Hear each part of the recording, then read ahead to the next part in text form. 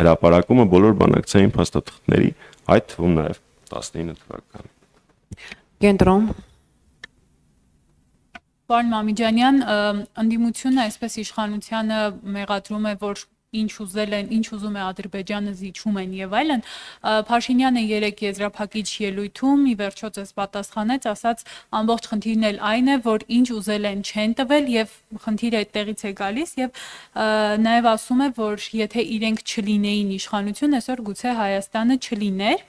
Եվ ի վերջո ասում է այսօր արդեն խաղաղություն է, այսօր էլ հայտարարել է, որ Թրամփի ուղու դետալներն են այսպես հստակեցվում։ Ի վերջո ինչ խնդիր է տեսնում իշխանությունը այդ ընդդիմությունը ներողություն, այդ խաղաղությունը ասվածը չեք տեսնում։ Շնորհակալություն։ Չի կարող լինել բանական մարդ, ով խաղաղություն չուզենա։ Եվ այդ կեղծ թեզը, որ Փաշինյանը փորձում է առաջ տանել, թե իբր ինքը խաղաղության ջատագով է, ավերիչ պատերազմը, ամենաշատ ռազմական գործողությունները եւ ագրեսիաները Հայաստանի Հանրապետության նկատմամբ եղել են իր իշխանության օրոք։ Ինչ խաղաղություն։ 1. Երկրորդ, խաղաղությունը որևէ երաշխիք, բացի նրանից, որ առևտուր կանենք լավ կլինի, չունի։ Իսկ Ադրբեջանային երկիրը չի, որին փորձ է զսպել հայտարարություններով կամ առևտրով։ Աշխարհում այս պահին ընթացող ամենամեծ ռազմական կոնֆլիկտը, համ միջազգայինորեն ճանաչված սահմաններ էր առկա, համ խորագույն տնտեսական կապեր էին առկա, երկրներից մեկը մյուսի համար հանդիսանում էր էներգակիրների տրանզիտային երկիր, այսինքն ակնհայտ է, չէ՞, որ Հայաստանի եւ Ադրբեջանի միջև այդպիսի տրանզիտային հարաբերություններ, ինչպիսիք Ռուսաստանի եւ Ուկրաինայի միջև են, քիչ հավանական է, որ տեղի ունենան զուտ աշխարհագրորեն։ Հետո դա երաշխիք եղավ խաղաղություն։ Էլ չեմ ասում, որ կան միջազգային պայմանագրեր, որոնցով երաշխավորման ինստիտուտներ երկու երկրների միջև գործում անվտանգ է։ Անդրադառնալով, Հայաստանի Հանրապետությունը գոյություն չունի։ Եթե Նիկոլ Փաշինյանը շարունակի կառավարության մնալ, Հայաստանի Հանրապետության գոյությունը կասկածի տակ կմնա։ Դա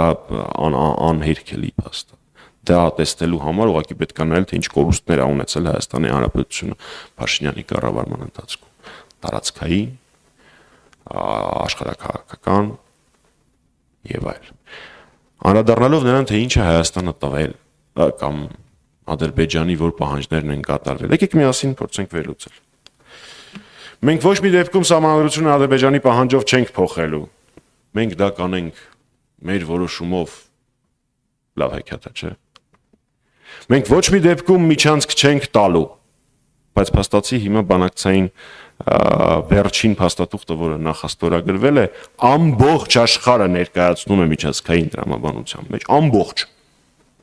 Հասկանում եք, ստորագրումից մի քանի վայրկյան հետո նախագահ Թրամփը օգտագործում է միջանցք բառը։ Հեքիաթները, որ դա անգլերեն բառ է եւ այլն, խնդրում եմ, էլի անգլերենը այնքան հոմանիշներ ունի, որ կարելի է այդտեղ օգտագործել։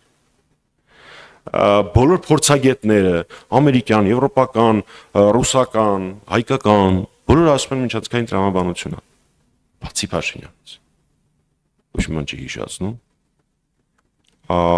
Այդ մարդը կամ միջազգային փաստաթղթեր կարդալ չգիտի, կամ էլ ստում է բոլորիս։ Ես հակված եմ երկրորդ տարբերակի։ Ամենածիծաղալու դրվագը ստորագրման պահից են պահներ, երբ Փաշինյանը ասենց ծիգրակում էր, նայեր, տեսներ էտա փաստաթղթի մեջ գրած թե չէ։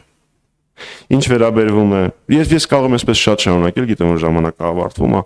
նույնը վերաբերվում է Լեռնային Ղարաբաղի հայկական լինել չլինելուն։ Նույնը վերաբերվում է այն կետերին, որոնք իմ գործընկերները ընդդիմադիր 1.5 տարի առաջ ծանոթացան փաստաթղթի սկզբնական տեքստին, որոնք այն ժամանակ կարևոր կետեր էին Հայաստանի համար, առաջնահերթություններ էին, բայց հանվեցին Ադրբեջանի պահանջով։ Ու այսպես շարունակ։ Եվ ամենակարևորներից մեկը Յակոմինսկի խմբի լուծարումը։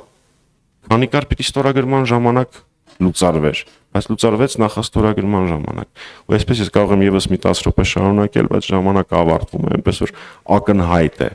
որ Փաշինյանը կատարել է Ադրբեջանի բոլոր պահանջները, հեքիաթները, որ պատերազմ չեր լինի, եթե կկատարենք եւ այլն, փաստացի բոլոր պահանջները կատարված են։ Շնորհակալություն ժամանակավարժ։